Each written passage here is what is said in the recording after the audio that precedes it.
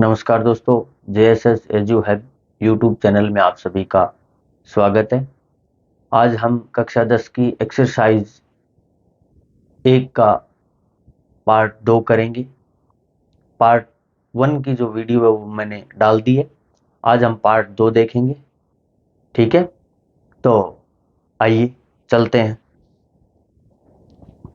अब देखिए भाई, एक्सरसाइज नंबर 1.2 का पहला क्वेश्चन हमें एक्सरसाइज 1.2 के अंदर जितने भी क्वेश्चन दिए हुए हैं उनमें एक ही बात पूछ रहा है कि दी गई संख्या अपरिमेय संख्या होगी, सिद्ध कीजिए।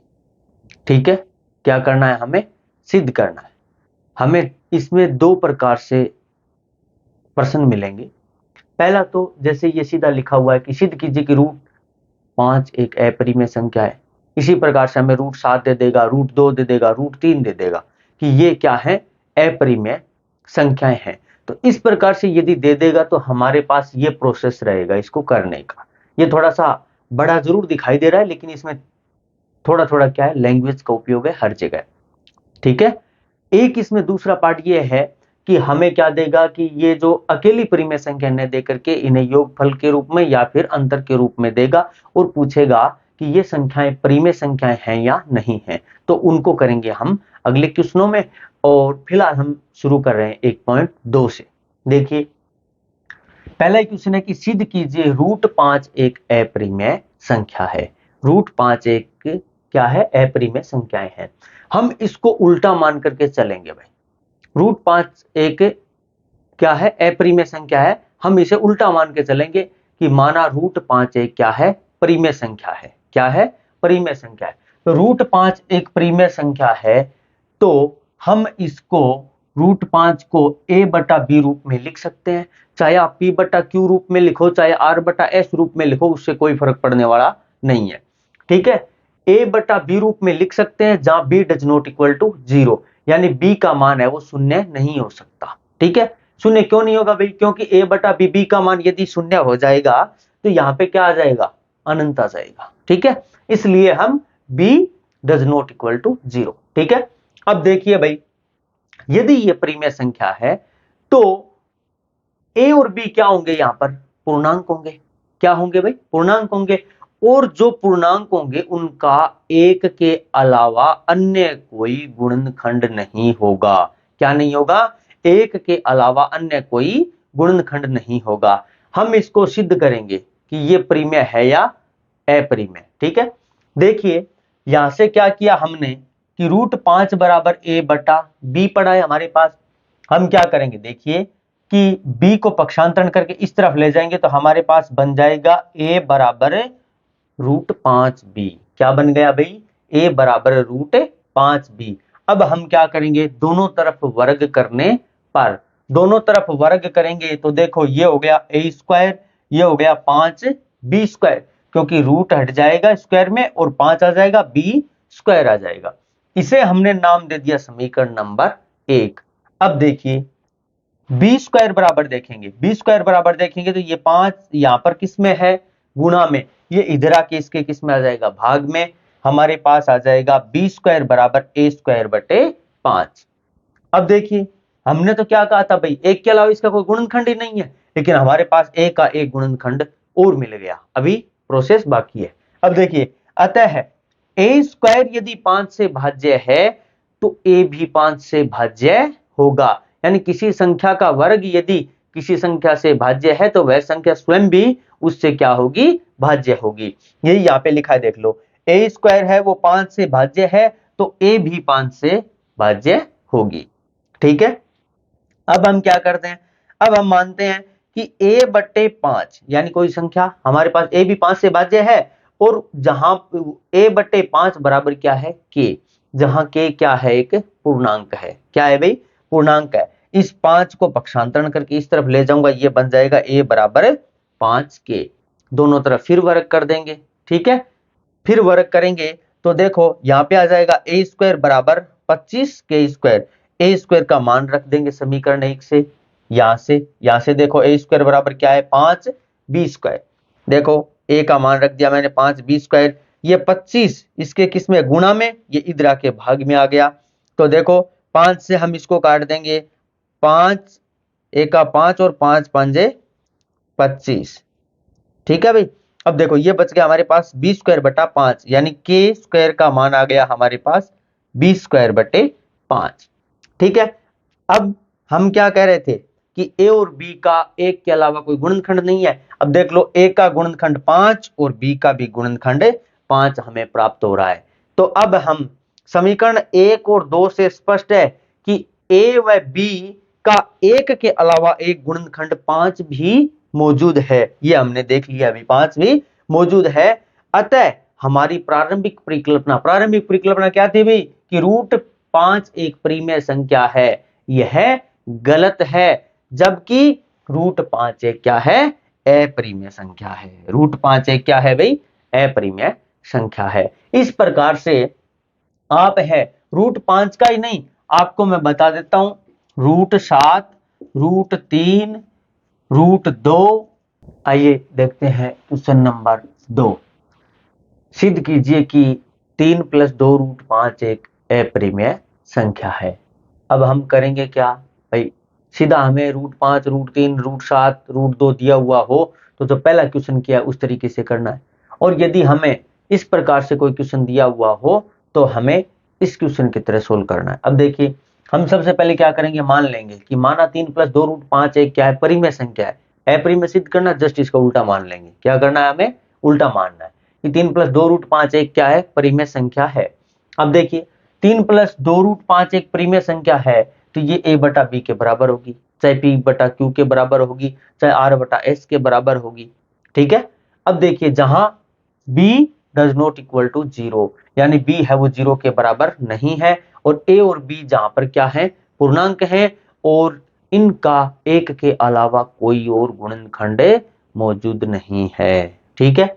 अब देखिए हम सबसे पहले क्या करेंगे, a बटे b पड़ा है, 3 को इधर ले जाएंगे, 3 किसका हो जाएगा भाई, माइनस का हो गया, यानी a बटा b -3। अब 2 रूट 5 बचा हमारे पास, 2 रूट 5 में से 2 इधर गुणा में है, ये भाग में चला जाएगा, यानी इसके पूरे के टोटल में क्या हो जाएगा, 1/2 गुणा में चला जाएगा। सॉरी 2 है वो यहां गुणा में था, यहां किस में चला जाएगा, भाग में चला जाएगा। अब देखिए रूट 5 और ये संख्या यानी 1/2 a बटा b -3। अब आप लोग जानते हो कि a और b क्या है, पूर्णांक है। यदि कोई पूर्णांक संख्या में से हम यदि 3 को घटाएंगे तो वापस हमें क्या मिलेगी, एक परिमेय संख्या मिलेगी। क्या मिलेगी भाई, परिमेय संख्या मिलेगी।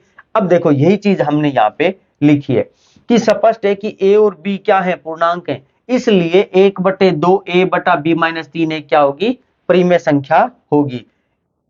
ठीक है।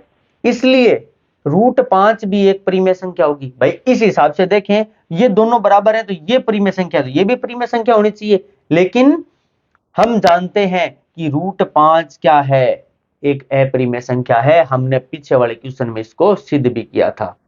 रूट 5 एक क्या है, अपरिमेय संख्या है। अतः हमारी प्रारंभिक परिकल्पना 3 + 2 रूट 5 एक परिमेय संख्या है वो गलत है। यह एक क्या है, अपरिमेय संख्या है। ये लैंग्वेज इतनी आपको लिखनी है, इसका ध्यान रखना है, बस क्वेश्चन आपका इतना ही है। ठीक है भाई।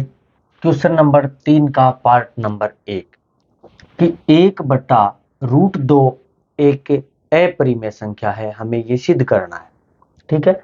1/√2 एक अपरिमेय संख्या है, यह हमें सिद्ध करना है। अब देखिए हमें क्या करना है, इसका जस्ट उल्टा मान के चलना है कि माना 1/√2 एक क्या है, परिमेय संख्या है, तब 1/√2 है वो a बटे b के बराबर होगी, जहां b है वो 0 के बराबर नहीं है, जहां a और b पूर्णांक हैं और एक के अलावा इनका कोई गुणनखंड मौजूद नहीं है। ये बात आपको पहले क्वेश्चन में बता दी थी, ये ध्यान में रखना है, चाहे लिखा हुआ हो या ना हो, फिर भी मैंने बता दिया आपको। अब देखिए 1/√2 है, जस्ट इसको उल्टा कर देते हैं तो ये भी उल्टा हो जाएगा, यानी √2 बराबर b बटा a। ठीक है। अब देखिए इसको इस तरफ पक्षांतरण कर देते हैं, यानी a√2 बराबर b। दोनों तरफ क्या कर देंगे, वर्ग कर देंगे। वर्ग करेंगे तो बताओ इसका 2 का रूट हट जाएगा, a² हो जाएगा और b² हो जाएगा। अब देखो a² बराबर देखेंगे तो b² बटे 2 इधर किस में है, गुणा में है, इसके भाग में आ जाएगा। यानी जो समीकरण नंबर 1 बनी है हमारे पास वो ये बनेगी कि ए स्क्वायर बराबर बी स्क्वायर बटे 2। अब हम क्या करेंगे कि बी स्क्वायर 2 से भाज्य है तो बी भी किससे भाज्य होगा, 2 से भाज्य होगा। ठीक है, अब देखिए हमने क्या किया कि b बटे 2 के बराबर है, जहां के क्या है, कोई पूर्णांक है। अब देखो ये यदि के बराबर होगा, अब हमें तो सिद्ध दोनों करने पड़ेंगे कि दोनों संख्याओं का एक कॉमन गुणनखंड ऐसा हो जो एक के अलावा हो। ठीक है, तो b बटे 2 बराबर के। अब देखो b बराबर 2 इसके किस में है, भाग में, इधर गुणा में चला गया। अब देखो दोनों तरफ फिर वर्ग कर दूंगा, वर्ग करूंगा बी स्क्वायर बराबर 4k स्क्वायर, बी स्क्वायर का मान रखूंगा समीकरण 1 से, समीकरण 1 से बी स्क्वायर बराबर क्या हो जाएगा, 2a स्क्वायर। ये 2a स्क्वायर मैंने रख दिया, ये चाहे इधर ले जाके यहां से रखो, चाहे बी स्क्वायर बराबर डायरेक्ट यहां से रख दो, कोई दिक्कत नहीं है। अब देखो b का मान रख दिया मैंने 2a स्क्वायर बराबर 4k स्क्वायर। अब देखो k स्क्वायर बराबर देखेंगे तो ये इसके भाग में आ जाएगा 2 से, 2 एका 2 और 2 दूनी 4, यानी ये कट गया इससे 2 बार। अब देखो k स्क्वायर का मान आ जाएगा हमारे पास a स्क्वायर बटे 2। तो अब पहले हमने बताया था कि बी स्क्वायर भी 2 से भाज्य है, और अब हम ये बता रहे हैं कि ए स्क्वायर भी किससे भाज्य है, 2 से भाज्य है। ए स्क्वायर भी 2 से भाज्य होगा तो ए भी किससे भाज्य होगा, 2 से भाज्य होगा।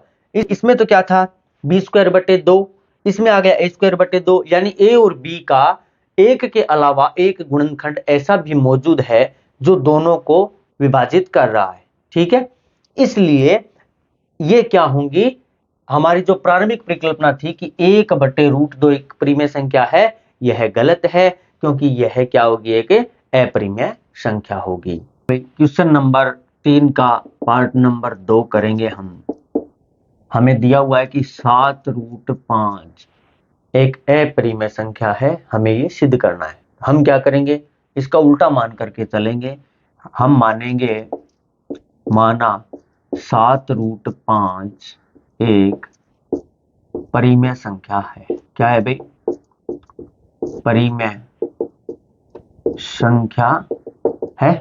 ठीक है, अब देखो परिमेय संख्या तब क्या होगा, तो परिमेय संख्या है तो ये इस रूप की होगी, भाई इसके बराबर होगी।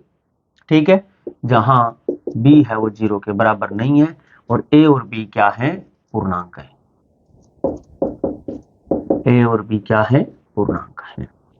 ठीक है, अब देखिए 7 इसके गुणा में ये इधर चला जाएगा भाई, √5 बराबर a बट्टे 7b हो जाएगा। ठीक है, अब देखिए हमें पता है, हम पहले भी सिद्ध कर चुके हैं कि ये क्या है, एक अपरिमेय संख्या है, जबकि पूर्णांकों का जो भाग होता है वो क्या होता है, एक परिमेय संख्या होता है। क्या होता है भाई, परिमेय संख्या होता है। तो ये इसको सोल्व करेंगे तो ये आएगा एक परिमेय संख्या, जबकि हमें ये पता है ये एक अपरिमेय संख्या है। तो परिमेय संख्या और अपरिमेय संख्या कभी बराबर हो सकती है क्या, नहीं। तो देखिए हम लिखेंगे कि a व b पूर्णांक हैं। क्या है भाई, a व b पूर्णांक हैं, a व b पूर्णांक हैं, इसलिए a बट्टे 7b एक परिमेय संख्या होगी। क्या होगी भाई, परिमेय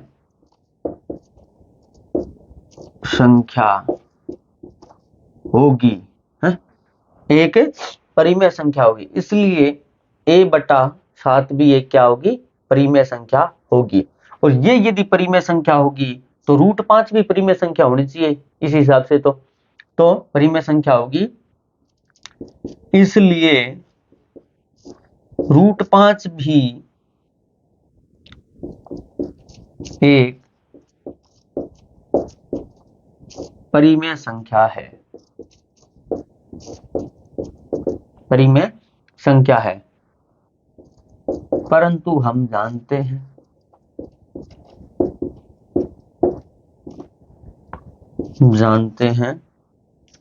√5 एक अपरिमेय संख्या है।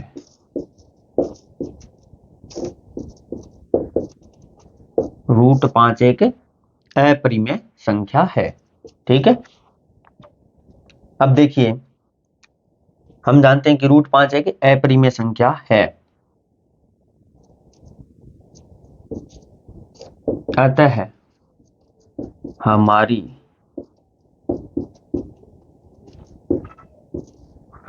प्रारंभिक परिकल्पना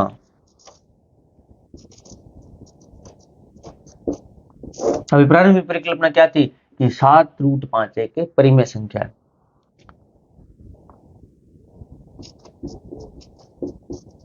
प्रारंभिक परिकल्पना गलत थी। 7√5 एक अपरिमेय संख्या है। अपरिमेय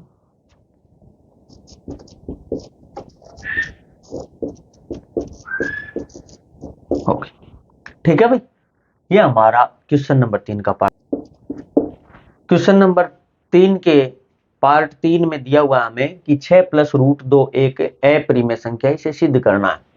हम क्या करेंगे, माना 6 + √2 एक परिमेय संख्या है।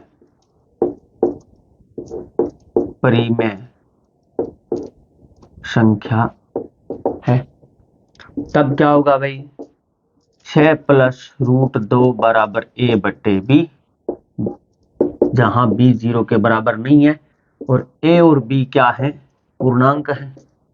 a और b क्या है भाई, पूर्णांक है, और इनका एक के अलावा कोई गुणनखंड मौजूद नहीं है। ठीक है, a और b क्या है, पूर्णांक है। अब देखो ये प्लस का है, इस तरह भेज देंगे, √2 बराबर a/b - 6। ठीक है, √2 बराबर, इससे हमें b आ जाएगा, इसका एलसीएम, ये हो जाएगा a - 6b/b। अब देखो, जब हम पूर्णांकों का क्या करते हैं, बाकी करते हैं, तो हमें एक परिमेय संख्या प्राप्त होती है, और पूर्णांकों का भागफल करते हैं तब भी हमें क्या प्राप्त होती है, एक परिमेय संख्या प्राप्त होती है। तो अब देखिए, इसको यदि हम सोल्व करेंगे तो ये हमें एक परिमेय संख्या मिलेगी, जबकि √2 हम पहले से ही जानते हैं कि √2 एक क्या है, अपरिमेय संख्या है। इसलिए हम क्या लिखेंगे, a व b पूर्णांक है, a व b पूर्णांक है, इसलिए पूर्णांक, इसलिए a - 6b/b एक परिमेय संख्या होगी, परिमेय संख्या होगी। ठीक है, a व b पूर्णांक, इसलिए a - 6b/b एक परिमेय संख्या होगी।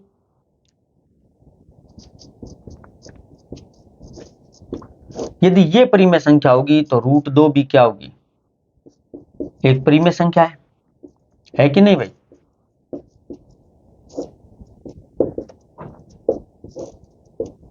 √2 क्या है, एक परिमेय संख्या है, परंतु हम जानते हैं, √2 एक अपरिमेय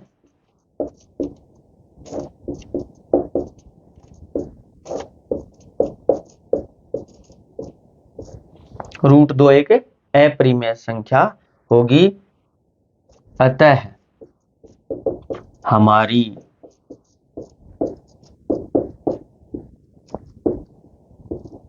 प्रारंभिक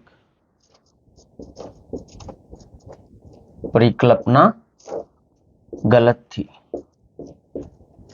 प्रारंभिक परिकल्पना ये वाली कि 6 + √2 एक परिमेय संख्या, ये हमारी गलत थी, परिकल्पना गलत थी। 6 + √2 एक अपरिमेय संख्या होगी, संख्या होगी। 3 का पार्ट नंबर 3 यहाँ पे समाप्त होता है। हमारी प्रश्नावली 1.2 यहाँ पे कंप्लीट होती है। अब इससे संबंधित यदि कोई ऐसा सवाल जो इसमें अपने नहीं किया है, अलग टाइप का होगा तो करवा दूंगा, वरना जो उदाहरण है वो लगभग ये मान लो 90% इसी प्रकार के हैं, तो वो आप करके देख लेना। ठीक है, 1.2 से संबंधित जितने भी एग्जाम्पल हैं वो ये मान लो कि अपने जो ये 3, 4, 5 क्वेश्चन किए हैं, इसी टाइप के हैं सारे के सारे। एक तो है 3√2, क्या एक अप्रिमेय संख्या है वो सिद्ध कीजिए। हमने 7√5 वाला किया था, उसी प्रकार से 3√2 वाला कर देंगे। एक √2 एक अप्रिमेय संख्या है, तो √5 वाला किया था उसी प्रकार से उसको कर लेंगे। ठीक है, अब हमारा एक एग्जाम्पल है, एग्जाम्पल नंबर 10, वो कर लेते हैं। एग्जाम्पल नंबर 10 में कह रहा है कि 5 माइनस √3 एक अपरिमेय संख्या है, इसको सिद्ध करना है हमें। ठीक है, 5 माइनस √3 एक अपरिमेय संख्या, इसको सिद्ध करना है। करेंगे क्या, वही काम अपना। तो माना 5√3 एक परिमेय संख्या है। क्या है भाई, परिमेय संख्या। ठीक है, अब करेंगे क्या, इसमें परिमेय संख्या है तो 5 माइनस √3 बराबर a/b, जहां b 0 के बराबर नहीं है और a और b क्या है, पूर्णांक है। क्या है भाई, पूर्णांक है, और एक के अलावा इनका कोई गुणनखंड नहीं है। ठीक है, अब क्या करेंगे, इसको इस तरफ ले आओ, इसको इस तरफ ले जाओ, यानी 5 माइनस a/b बराबर √3 हो जाएगा। ठीक है, अब ये दोनों बराबर है तो चाहे इसको इस तरफ लिखो चाहे इसको इस तरफ लिखो, कोई दिक्कत नहीं है। अब देखिए ये √3 और ये हमारे पास क्या है, 5 माइनस a/b, यानी पूर्णांकों की जो बाकी होती है, ठीक है, उससे प्राप्त होने वाली संख्या हमें क्या होगी, एक परिमेय संख्या होगी। और परिमेय संख्या और अपरिमेय संख्या कभी बराबर नहीं होती है। अब बस यहां तक इसको सोल्व करना है और लिखना है भाई, जो हमने पीछे वाले क्वेश्चन में किया था कि a b पूर्णांक है, a b पूर्णांक है, इसलिए 5 माइनस a/b एक परिमेय संख्या होगी।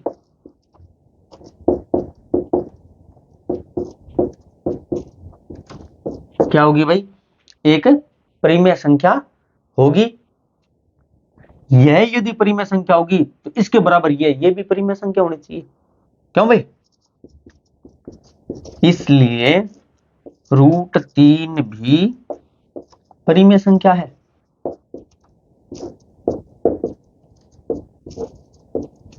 √3 भी परिमेय संख्या है, परंतु हम जानते हैं √3 एक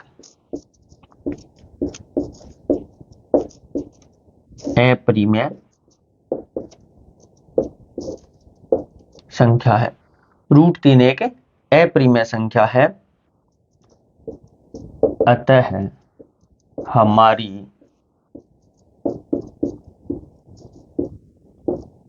प्रारंभिक परिकल्पना गलत थी। अभी प्रारंभिक परिकल्पना क्या थी कि 5 माइनस √3 एक क्या है, परिमेय संख्या है। ये परिकल्पना हमारी गलत थी। 5 माइनस √3 एक अपरिमेय संख्या है।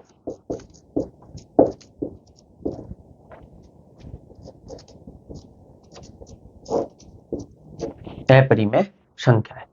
इस प्रकार से ये हमारा एग्जाम्पल नंबर 10 कंप्लीट हुआ। हमारी एक्सरसाइज नंबर 1.1 और 1.2 कंप्लीट होती है। ठीक है, इससे संबंधित यदि कोई आपको समस्या लगे तो कमेंट बॉक्स में जरूर बताएं। थैंक यू, धन्यवाद।